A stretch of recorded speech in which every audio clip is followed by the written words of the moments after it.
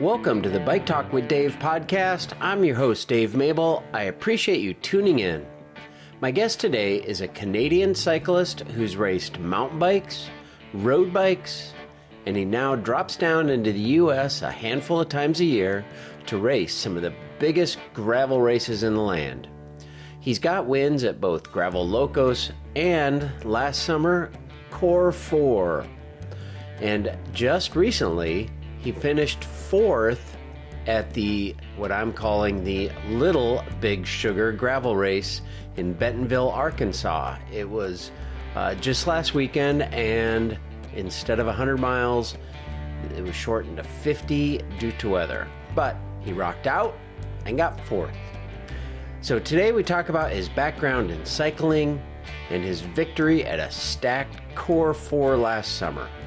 So let's jump into my conversation with Julien Gagne. Julien Gagne, bonjour, ça va? Oui, ça va bien. Toi? Welcome. No, bienvenue. Yeah, bienvenue. Bienvenue? Bienvenue, yeah. Bienvenue, Bike Talk with Dave. Thanks, Dave. You're welcome. Oh, man, my college French... That was a long time ago. I'm going to have to brush up. But welcome to the show. I'm speaking French because you are French-Canadian from Quebec. Yeah. Quebec? Say that for me. Quebec? Quebec. I had I met a girl on the chairlift at Copper Mountain. I don't know. It might have been 3 years ago now. Annabelle Santerre. And she's from Quebec. Okay. She's a skier and she does some mountain biking, but she also does like a Arctic survival course for people going to the North Pole. Okay, and that's sweet. why I had her on. I thought that was super interesting. Yeah. Wonderful accent. And I don't know, I think French is a beautiful language. So I will throw in a French question somewhere in here during our conversation. But anyway, again, welcome. And the way we became connected was through Alex, the director of Core4. Core4 is the all-surface, well, gosh, this year it wasn't quite all surfaces, was it? All-surface race in Iowa City in August, and I've attended a couple years of that, and it's super fun. It's a great event. Regardless of the course, it's a great event. And you won last year, so congratulations. Thanks. Yeah, you bet. And I love that Core4 is no surface left untouched is their motto. And it's got some pavement. It's got typically some single track. It's got some just grassy through the fields, farm roads, and of course, beautiful Iowa Champagne gravel, or as we say at Core4 because of their sponsor, crushed rock, crushed stone. It is crushed stone. But I find that interesting that you won because you have a ton of experience on all those surfaces, which is cool. I want to talk about kind of what got you into cycling, but from what I understand, when you started racing, you were like UCI World Cup mountain bike cross-country racing. Tell me about that. Yeah. Well, mountain biking I think it was like preferred for me a bit because of my parents. They wanted me more to be in the mountain than on the roads with cars and stuff. So yeah, Fair. I started mountain biking with friends. We have a small mountain in the city where I live, so Sherbrooke it's a really small one, but still there are lots of trails, so I had fun all summers over there for a couple of years, and then gradually became better, and ended up doing a couple of World Cups. Yeah. Ah, that's super cool. What World Cups did you do? Mostly North America, so Mont Saint-Anne up in Quebec, and then was it in New York State? Lake Placid? Yeah, I think it was the other one. West Virginia? Windham, or something like that. Okay, that was a couple years ago then, wasn't it? Yeah. That's cool. I'm always curious. Like I watch World Cup mountain biking. When did you do that? It was 20 years ago, maybe 15? no, maybe around 10 years ago, Oh, something like I'm that. Yeah, I'm aging you, aren't I? Sorry about that. no problem. I mean, I watch World Cup mountain biking, and like those courses are brutal. Yeah, yeah. How like It has how did changed a you lot, navigate though. what they have since Yeah, you've they done have it? changed. Like in the last 10 years, I bet, yeah, there are lots of more big jumps and drops and bigger rock gardens. So I find like every year it gets like more extreme. Yeah, Yeah, extreme is a great word for it. Like the rock gardens are, yeah, like how do they even get through them? And they're going at speed, trying to break each other's legs. And I don't yeah. know. I just find that amazing. And I'm curious how you found it and how you navigated that kind of terrain when you were Well, racing. yeah, when I was racing, like a bit, like maybe I'd say like 15 years ago, mountain biking was like longer distances and more towards maybe marathon, cross country, or a bit more gravelly than now. Uh huh. So I kind of like preferred that kind of efforts, like longer hills, bigger loops. Maybe the races were closer to 2 hours instead of one. So yeah, it was less explosive and it fitted me better. So yeah, Huh. That kind actually of kind a of bit of the explained. Go ahead. yeah, it kind of explained a bit why I like went away from that because it got a bit too extreme and punchy for like in my like I'm better suited to longer efforts, so gravel suit me better for that. Yeah, Yeah, I was going to ask like how you did transition out of that, but that does explain that. Like if your yeah, yeah. races are 2 hours and they're like All out. actual Yeah, trails you can ride. yeah, yeah. And then you're not before just you're not before just getting navigating like super hard rock gardens of death, but no, no, no.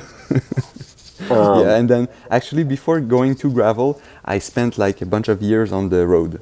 Yeah, yeah, I was going to get to that and ask a bit about that. How like that's a big switch from mountain biking to road. Like yeah, I don't know. Well, I mean, there's a few guys who kind of do that. yeah. Matthew But Vanderpool's all right. Tom Pidcock's pretty good yeah, on I've both. never heard of them, but yeah, Yeah, right.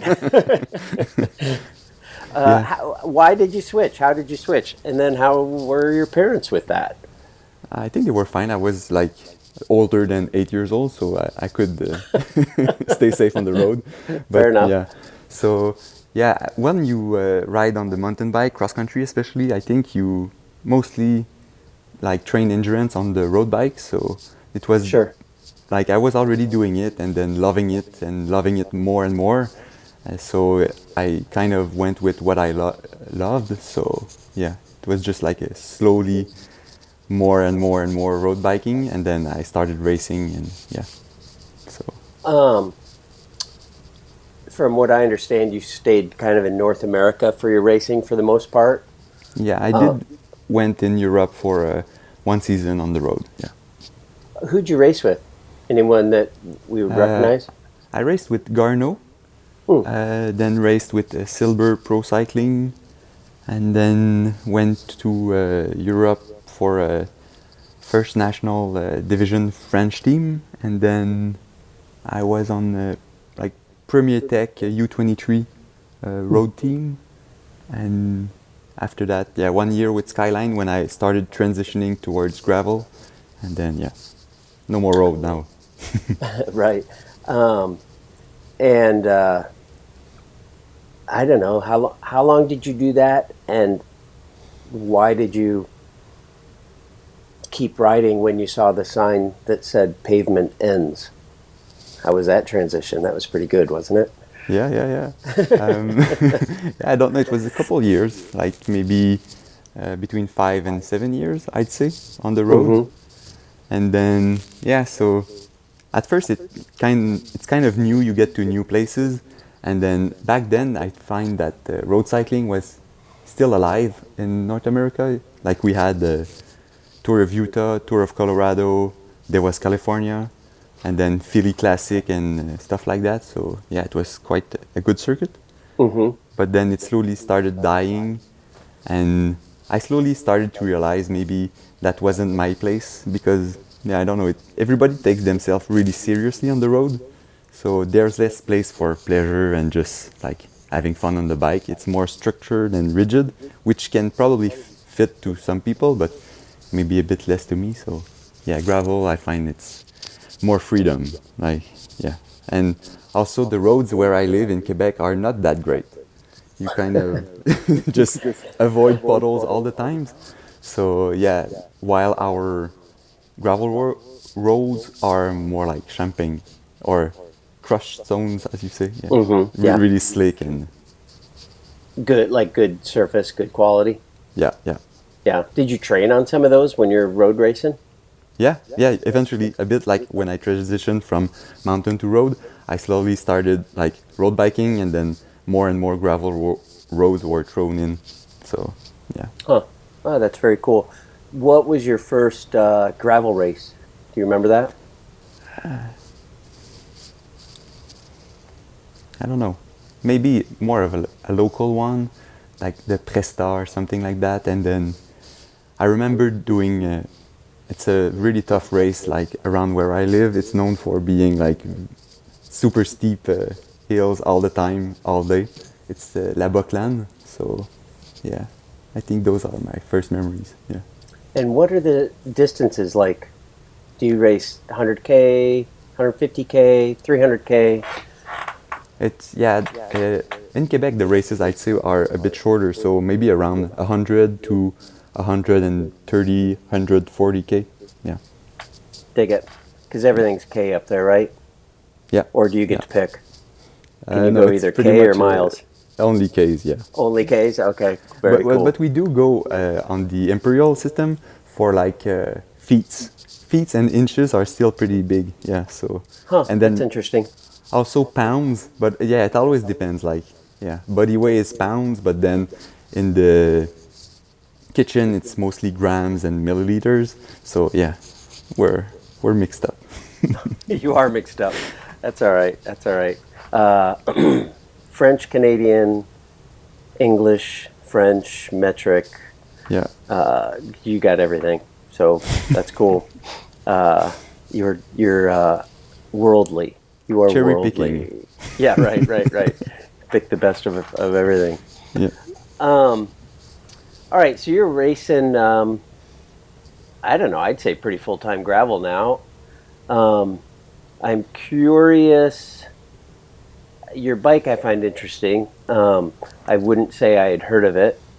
You ride on a Da Vinci, Yeah. and I want to differentiate that from Da Vinci because there's a Da Vinci. I mean, we just say Da Vinci, DA capital VINCI, and that's I believe that's a California company, and I am familiar with that because of tandeming. They make an off-road tandem that has this kind of weird, you like one of the two of you on the bike can coast while the other is pedaling. Oh yeah. Which is super interesting. So, Yeah. but that is not who you ride. You ride a Canadian bike company called Da Vinci, DEVINCI. Tell me about your bike. Yeah, it's a gravel bike, full carbon. It's a new model from this year, and yeah, the brand is mostly known for building great mountain bikes. So mostly like on the enduro, downhill, trail styles of bike. And then yeah, so this year they came up with like a race bike for gravel, and yeah, it's a really stiff bike. Like soon as you touch the pedal, it just goes straight back to the rear wheel. So yeah, That's awesome. That's what you want. yeah. Weight wise, It's pretty good. I remember weighing it with aero wheels and 50 mil tires. It was 50. Wow. Yeah, it was around 17 pounds. So Oh wow. I don't know. I'm probably without pedals though. So yeah, this I'm not sure. Now what's that? For a Half large. a pound. Yeah. So here's my question in French, and you can rate my French. Okay. Again, college was a long time ago. Qu'est-ce que tu aimes dans ton vélo? Qu'est-ce que j'aime dans mon vélo? What do I like about my bike? Oui, oui. I like that it's Canadian. Like it feels good to represent a small company from my home around North America. I feel like I can help them, like having exposure and stuff. I'm not just a small tool inside a bigger, like a huge company, for example, that can replace me anytime. So yeah, I feel like I have a purpose there. So this feel good. And then as I said, the bike is light and stiff and just race well. So, yeah. Did they have you in mind when they built it? You said it's a new bike this year? Not really. I think they were already planning on like the mold and stuff. So like, yeah, probably a bit like a year before I came. So yeah. You had good timing. Yeah, yeah. How big of a is tire size? One thing that people like about the Lauf is they can put freaking 2.2s on those. How big of tires can you put on your bike? I'd say going to a 50 is really max. Like it's max recommended 45, but you could go with a 50. So yeah, I'd say this is the what's the word? In French, it would be a défaut. So like it would be a negative point, I'd say. But I see.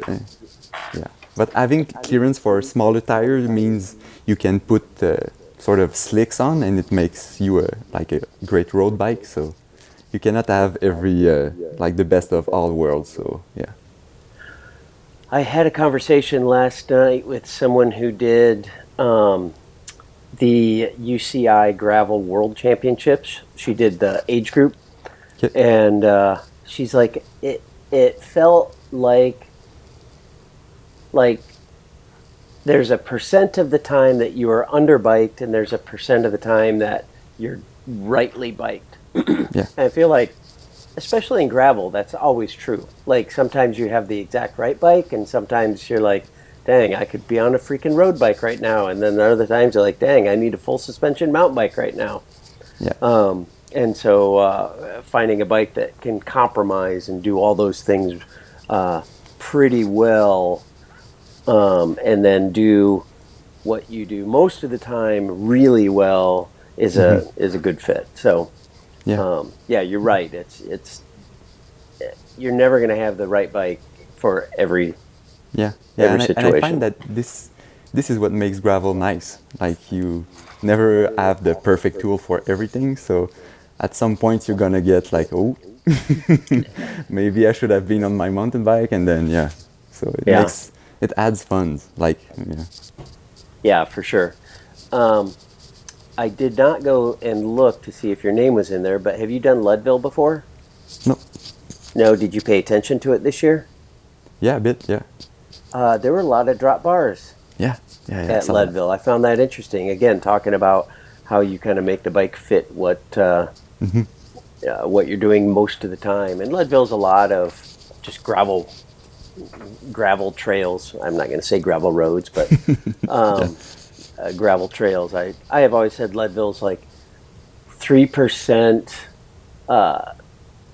pretty technical single track, but that 3% can ruin your day. I bet. Well, actually, one of my friends went there this year with his gravel bike, and he said like, oh, if I go back there, I have to have a double suspension mountain bike, just for those small sections. Yeah. Yep.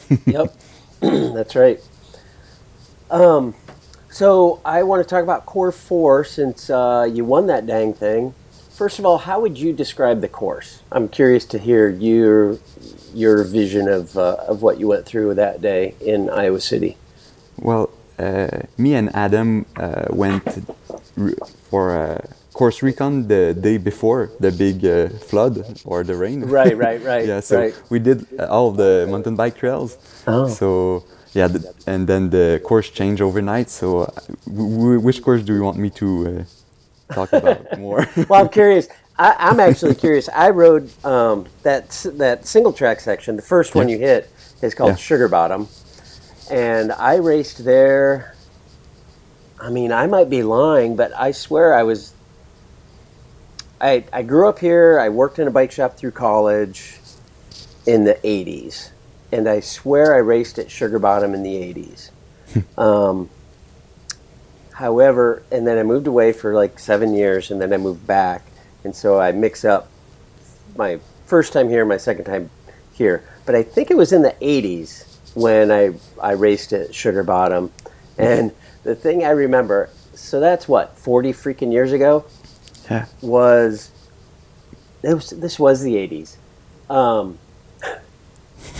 I am bombing like through the single track. It's like a 9-mile loop, and I come through to do another loop, and my girlfriend, now wife, was standing there cheering me on, and like I was cooked. And my comment to her as I went by was, "I'm getting a shock." Like, it was fully rigid 26-inch bikes with like probably 1.8-inch tires that were pumped up to probably 45 pounds, and it just beat you. Rim brakes, bad rim brakes. Did you add horns on your bars, like narrow bars with horns on the sides? Oh, for sure, we had horns. Yeah. Bar ends. We call them bar ends. Okay, bar ends, yeah. But yeah, we had horns on our bars, and yeah, narrow. They were cut down. But it just, I mean, back in the 80s, it was rooty and rough and brutal. Yeah. And now we go through there in Core4, and you can go back. I had 2 episodes, I think, of my personal experience at Core4, and it's like, I go into Sugar Bottom feeling great, and I come out like somebody reached into my chest, grabbed my soul, and ripped it out. That's my shirt, and then I like whimper all the way home. So what was your impression of Sugar Bottom, having heard my dialogue or my monologue about the Iowa single track? I'd say we really enjoyed it, but I'd say it was longer than we thought it would be. Like we went in and then we're like, oh yeah, nice. And then we were also like on the recon pace, so going not that hard. But yeah, I bet like on race day, having that, especially like quite in the beginning of the race, must be like so hard on the body. And then you come out of this and you still have, I don't know, maybe more than 100K still to go. So yeah, you guys do. Like some parts of it were really nice. Like you have big bridges and flowing parts, and other parts were more like quite physical. So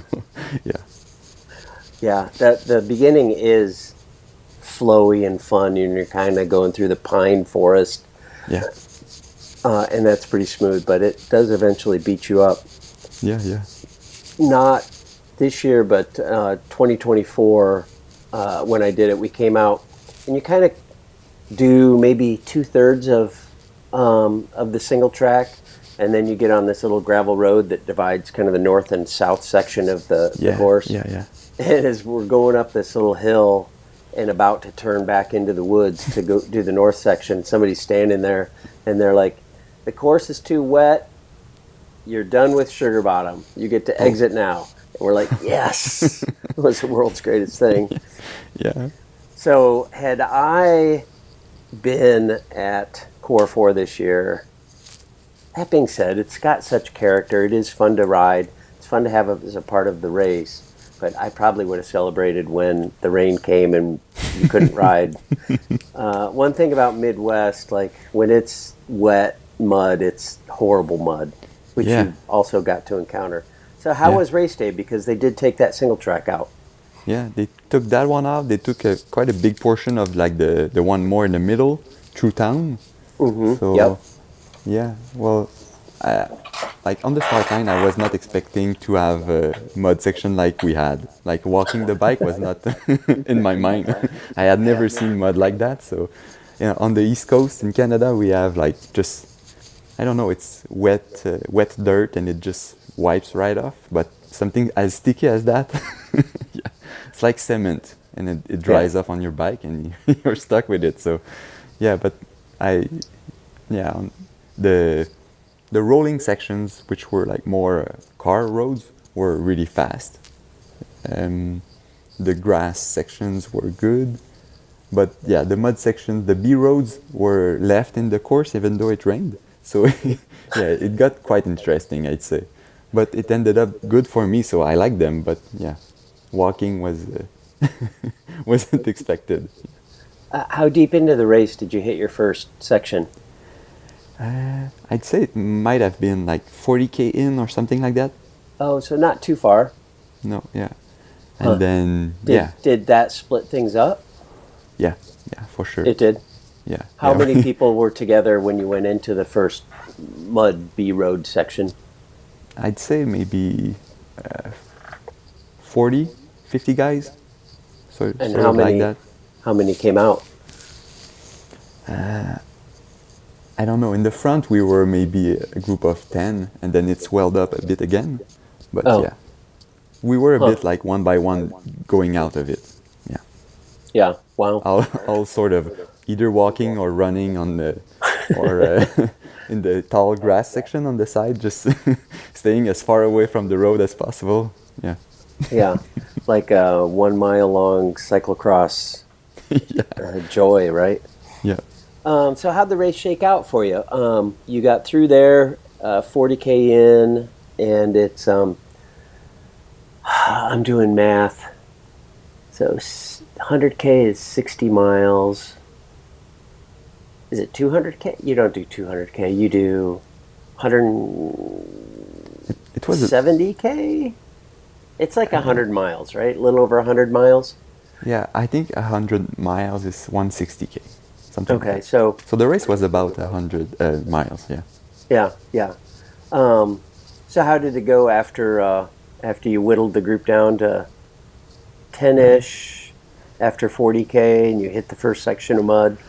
Yeah, then it swelled up a bit again, and we had quite a good headwind, so it regrouped a bit. We had a section of road, so we all pretty much stayed together. I went a bit in the front with Lachlan, and then we were brought back. So yeah, the headwind was pretty hard, and then we hit the more city part of the race through the bike paths, and we had the stairs, and then sort of a underpass on the road, which was a bit muddy and stuff. So yeah, I think everybody was trying to maybe put pressure when the sections were a bit muddier or a bit more technical. So we were like shredding the back end of the group one by one, riders dropping from like behind, and sometimes coming back, but more often not coming back. So after that city section, we were back on gravel roads, and then we just rotated, rolled together. We were maybe back to around 10 riders then. And then we hit a couple of mud sections. So every mud section we were like getting out of it one by ones, and sometimes regrouping, sometimes not, and then hitting another one. So it ended up like shedding, I'd say, all the riders except maybe 5, and then another mud section we were like 2 behinds and 3 in front.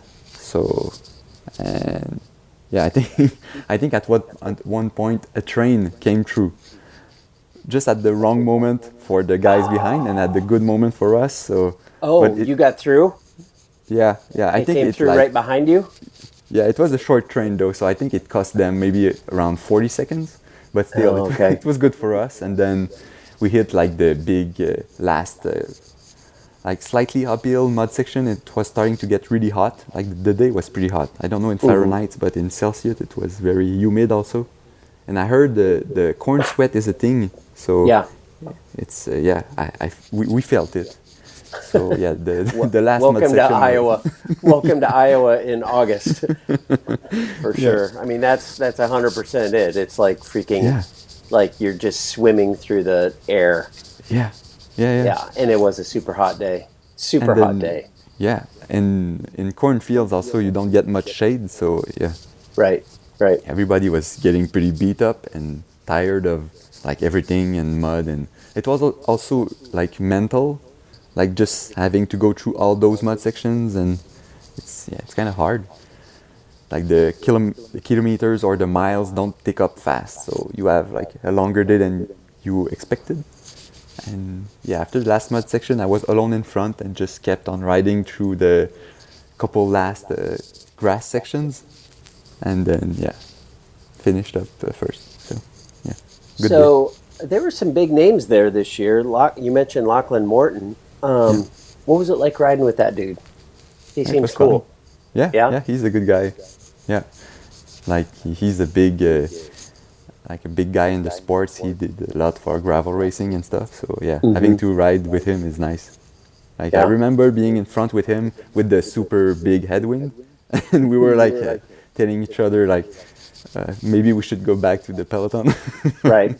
Yeah, This is a lot of work and this is a long race. yeah, yeah, and low reward. Right. I tell you though, like in the heat, that's interesting. In the heat, going into a headwind keeps you cool, and Yeah. you turn around and you have a tailwind, and sometimes it's like you're just sitting in a freaking furnace Yeah, because yeah. you're going It's the true. same speed as the air. Yeah, and also when the air is hotter, it's less dense. Like in the velodrome, they put the heater up so the riders can go faster, Yeah. and then and then you can taste the winter wind, which is just like a block, Right. like super right. dense hair. So yeah, So you left on a muddy B road section. That was your yeah, break. yeah, yeah. How Was far not from really the finish? planning on that, but sorry. How far from the finish? How long were you alone? Maybe 20K, 15, 20K, I'd say. Oh, Yeah. so not too far. But were No, you no. running scared? No, I could not see them, but yeah. I was always looking back around my shoulder, but yeah, Yeah. What was it like coming home? coming home at the finish line Yeah. or home. Yeah. Yeah, it felt good.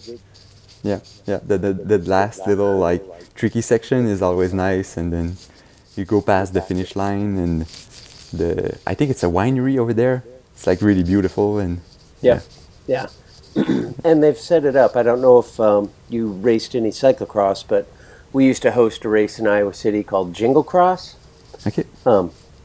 And so there's like that last, I don't know, half a mile is Yeah. set up kind of like in Yeah, honor of twisty. Jingle Cross.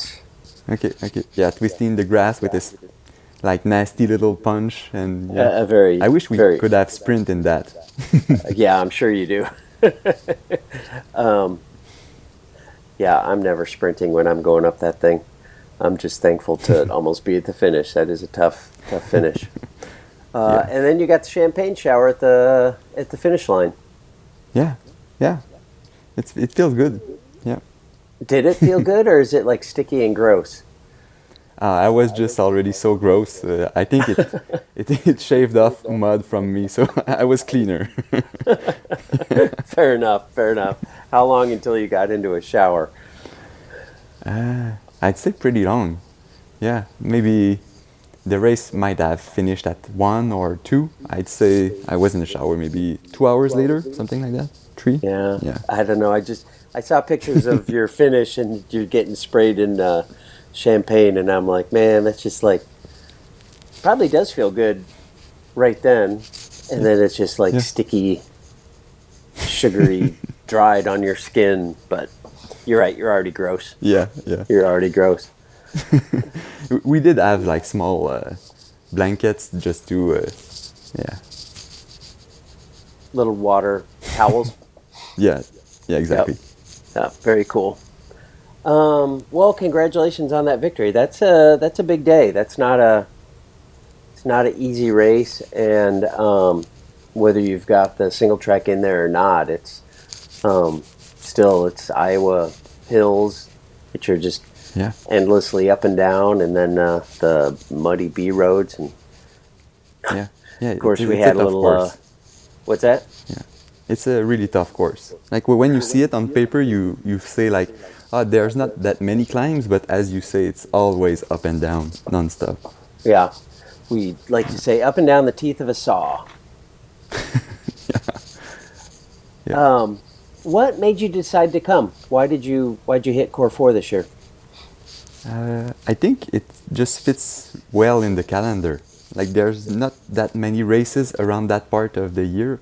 Like July is pretty light on racing, so we can train a bunch at home and get good legs. So, and I think the placing with Gravel Worlds, it's just like a week before, not too far. I think it's a really good match in between the two. Like you can do a block of racing and yeah, have the plane for 2 races, which is always better. So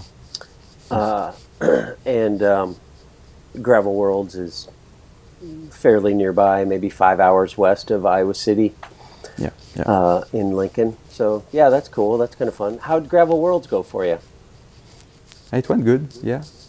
I had a small thing in my knee, I think because of all the walking and running in the mud at Core4. Like the knees are going kind of sideways or just rolling. So I'm more used to a linear motion, like just following a pedal. So Yeah, for sure. But in the end it worked out all right, and just did not quite make the last selection of 4 riders. But yeah, finishing 7th with a field like that is pretty good. Yeah. And are you cool 100 miles on Saturday one weekend and 150 miles Saturday the next weekend? Is like, how's your body react to that? Yeah, I think it's good. I think like we are used to training like 20 and 30 hours per week, so like volume is not that big of a factor. I'd say maybe more about the dehydration can be harder to, or easier to underestimate, sort of something like that. So yeah, I think I was fine by the next week. Yeah. Do you know how many guys went over from Iowa City to Gravel Worlds? Was that a pretty common like routine for folks? Yeah, I think so. Yeah. I think especially the European guys, I think it was like a big thing for them. Yeah. Huh. Cool. Are you coming back to defend your title? Yeah, I hope so. Yeah. I had a good Sweet. time. Yeah. Good. And then let's hope they put the single track back in. It will be even tougher. It will be even tougher. I tell you what, man, like, I don't know, God bless you. It just, it's such rough, the roots on that course just constantly pound you. And the first year I did it, and maybe I'm traumatized by, first year I did it, I was on like 33s on my cross bike. Okay. I mean, need I say more? And we did the full 9 miles. The next time, I think I had 48s, and that was much better. But it's still, it's just hard. It just grabs your, drains your energy. And it's the whole body, just not just the legs or anything. It just Yep, exactly. Full body workout. Have you done other races similar? Like, did you come down for Rule of 3, which Core4 is kind of modeled after? Yeah, we wish we came this year, but yeah, we ended up going to Gravel Loco instead, just before Unbound. So yeah, the placing in the calendar was a bit more tricky, like having 3 races back to back to back with and ending with Unbound, the longer one. So it's a bit too much, but yeah, it's been on the wish list, going to Rule of 3. Yeah. Yeah, cool. So you did do Gravel Locos, and did you win it? I won last year. Yeah. Yeah, that's what I thought. That's a great race, and that's a great field. I had Fabian, the race director, on a couple of years ago, and I've wanted to hit it since. We have a kid who lives in Austin.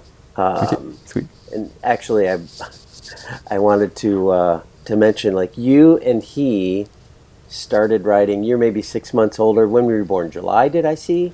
July of 94? Yep. He's February of 95, so you two are close to the same age. And he grew up being pulled in a cart, burly, and then on the trailer bike, and then with training wheels, and then no training wheels. And I saw somewhere a story about that's kind of how you got your start. Yeah, exactly. Yeah. It's very cool. Following Dad. Yep. But how was Gravel Locos? This year, it was really hot, I think. Yeah. I It's remember. Texas in May. Yeah. Of course it is. And then I think something that you really like when you're on the start line or getting to it is that the start is a bit later than a normal gravel race would be, especially in Texas in May. So like you're on the start line at, I don't know, 8 or 9, so you're like, oh, nice late start today, but then you regret it. For sure you regret it. I was going to say, like, you actually you like should start that? earlier. Yeah, you should be on the, like, gravel world is, I mean, you start in the dark there, which is kind of crazy, but still that gets you off the roads before the heat of the day, or in the heat of the day, maybe. Mm-hmm. Yeah. So yeah, but the race went quite good. I was on like a very long break with the national American national champion Brendan Wirtz. Sure. He has a really good draft because he's super tall, so he was a good companion. You do pick the big guys to go on a break with, don't you? Yeah. And Smart man. But we got caught with maybe, I don't know,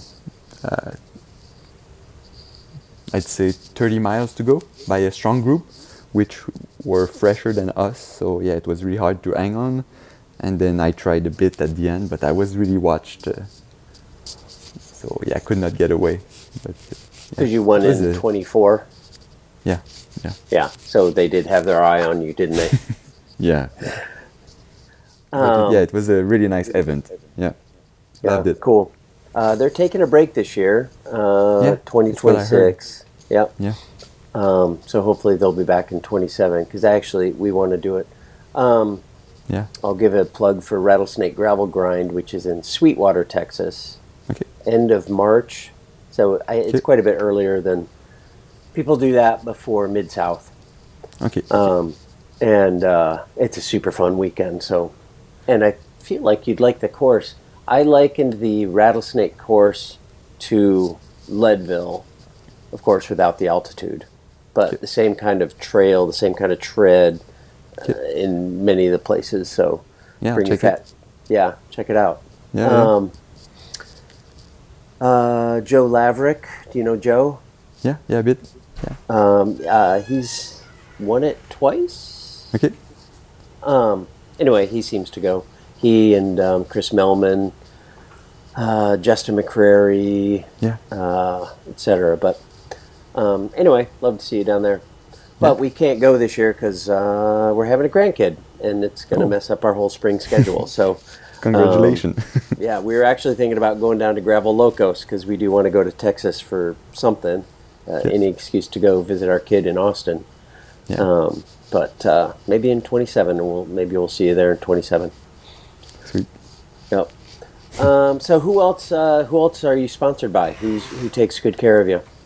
I'm with Da Vinci. We have Guru, the sports drinks, which is a bit like Red Bull, but still smaller a bit. We have the Abus helmets, like the same helmet as Mathieu van der Poel. You've got a lot in common with Mathieu van der Poel, don't you? We have Maxxis tires, Easton components, so wheels, seat post, bars. What else do we have? We have you say we. Are you part of a team? Or are you like? Yeah, it's a kind of like. I don't know if the team is the right word, but it's like we're 4 riders. I'm the only one doing gravel, though. The other ones are on. I think Georgia Hassel is doing Rampage tomorrow. So Red Bull Rampage. Yeah, it's more. More mountain bikey, but yeah. Yeah, your mom is just going to be like, yeah, no, you're not even allowed. If she wouldn't let you ride on the road when you were 8, she's not letting you do Red Bull Rampage at any age. Yeah, that stuff is crazy, man. That is crazy. Yeah, and it looks crazy on the screen, so I cannot imagine in the real. Yeah. Just Can you imagine, like, those are cliffs, yeah, and you're just looking off into an abyss, and you're going to ride your bike down this little thing and off a lip into thin air. yeah, and How do then you? doing a big one, a no-ender or a backflip Right, or right, right. Exactly. You're doing stuff between going off the lip and hitting the ground below, and hopefully you hit the ground with two wheels pointed in the right direction. yeah. And you do Man, it oh man. 2 or 3 times, I think, on the day. So Yeah, for sure. Yeah, yeah, that's nuts. That's nuts. Well, hook me up with who did you say is doing that? Georgia Asshole. Yeah, Well, hook me up with Georgia. Her, yeah. she, I can. Her. Yeah, she. Yeah, cool. Hook me up with her, and I'd love to talk about. Obviously, not tomorrow. Don't bother her tomorrow. She needs to focus. But yeah, yeah, yeah, that's even just scary to watch. yeah. You know, even reruns that are 4 years old are scary to watch. Like you're still holding. It's kind of like. Did you see the movie Free Solo? No, I haven't seen the whole movie, but I saw like just yeah, clips of it. Yeah, You're just crazy. gripped. You're gripped, and you know the dude lived, right? Yeah, Because he's doing a promo. He's alive. He does podcasts. He does all kinds of stuff. It's like I know he lived, but I'm gripped, and I feel the exact same way watching Red Bull Rampage. Just Yeah. gripped, even though it was 4 years ago, and I know they all lived. But it's like, oh man, just puts my heart in my throat. But anyway, Yeah. so that's cool. So Da Vinci kind of takes good care of all of you, and you guys all kind of share the same equipment sponsors, helmet, and all that. So you're not like a geez, what privateer. privateer? Thank you, thank you. Yeah, You're not like privateer guy. Like Da Vinci has a good program. yeah, yeah. Yeah. I don't know exactly what privateer means, but yeah, we. Well, privateer is you just go get all your own sponsors. You scrape up enough to get yourself around the country and do all the races. Free solo. Yes, exactly. Free solo. Free solo, that's right. Very cool. Well, listen, you're doing Big Sugar this weekend. Yeah. Did you do Little Sugar? No. No. Cool. Any predictions this weekend? It looks like it's gonna rain. Big Is that good or bad? thunderstorms. I don't know. I don't think I- they have I- any B roads. No, I think the roads around here are more rocks than dirt, so Yeah, yeah. just should be fine with rain. And it's especially dry this year. It was last year also. Like the dust all goes up as soon as the tire touches it. Right. So like at the beginning of the race we could not see at all. So we were just like going blind super fast in the descents, Just hitting hope rocks. whoever's sitting in front takes you the right direction. Yeah, yeah. And just hoping you don't hit a big rock standing in the middle of the road. Right, right. Huh, that's crazy. That's crazy. Well, best of luck this weekend. Thanks. This pod will drop probably after the weekend. Okay. But I'll look at your results and I'll report in the outro. Sweet. But, I'll try to make it a good one. Yeah, okay, cool. Very cool. Very cool. All right, well, I appreciate that. And hopefully we see you at Core4 next year. Yeah. Yeah. As well as, I don't know, whatever spring lineup you end up doing. You know, one question I'm curious about, you're Canadian. What's the gravel event scene like up there? Like, what kind of gravel events do you have? Is there stuff that we should put on our calendar? Yeah, I'd say it's still a bit grassroots, like a bit less professional comes at them. So, but they are great events. Like the distances are a bit shorter, so you probably get like a really shorter one, like 30 miles, and then you have the 50 miles and the maybe 80 or 90 miles at most. So yeah. You're using miles. Yeah, I try. I think that's funny. Well, you're in Canada. I mean, if the races are in Canada, they can go full kilometer. That's fine. Like, that's legal. But yeah, they're great events. They're mostly around June and August. There's one in September, but yeah, Yeah, I'd recommend them. There's no big price purse yet, but I think they they should promote that. Yeah, for sure. How would we find stuff up there? Like, is there do they do registration on Bike Reg? Like, could you do a search for Canada gravel races? Yeah, that's a good question. I just know they exist because I live there, but if you don't live Right. there, yeah, we were not that big with bike reg and stuff. Yeah. I think they have good Instagram accounts, but to find them, it's pretty hard. Yeah, I don't know. Huh. Well, I think it'd be kind of cool to go up there. It would probably Yeah. be scenic, Yeah, pretty you riding. you can get hotter days also, but yeah, mostly pretty chill weather. So Yeah. Huh. Very cool. Maybe I'll do some research and I'll report on how to Yeah. find some gravel races. So and yeah, put some and then links in the show note. if you come up during October, you get really nice leaves, the Oh, colors for in sure. the trees. So yeah, that's a good time. And especially this year, we got just like perfect weather all month long. So Nice. The leaves are beautiful. yeah, And where you live, it's hilly, rolling Yeah. hills and quote unquote mountains. yeah, mostly rolling hills. I'd say the longer climbs when you go fast are maybe 5 to 10 minutes long. So yeah, Yeah. and the gravel is really good, super smooth and fast. So yeah. Huh. Awesome. Awesome. Well, I'll do some research.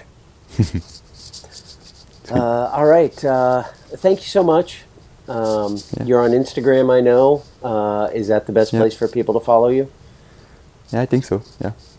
All right. And it's just your name, right? Julien.Gagne? Yeah, just Julien Gagne. I don't think there's even a dot. So No dot? All right. Julien Yeah. Gagne. yeah. All right. Very cool. I will put a link in the show notes to that too so people can follow your journey on gravel. Sweet. And again, Thanks I a hope to lot meet you for- in person. Yeah, for Yeah. sure. Yeah. And it was a pleasure chatting with you. Yeah, pleasure. Same. Julien, thanks tons for taking the time the week before Big Sugar to talk with me and to share your story. It was a treat getting to know you, and I know we will all look forward to seeing you at the starting line at some of the biggest gravel races next year. Hopefully you'll be back in Iowa City to defend your title at Core4, which is on August 14 to 16, 2026. And hopefully many of you listening will be there too. I know registration's opening soon, and I also heard that they're making some super fun announcements as well. So hit the old follow button on Instagram at core4.bike, and you can find all the info that you need and registration when it opens at www.core4.bike as well.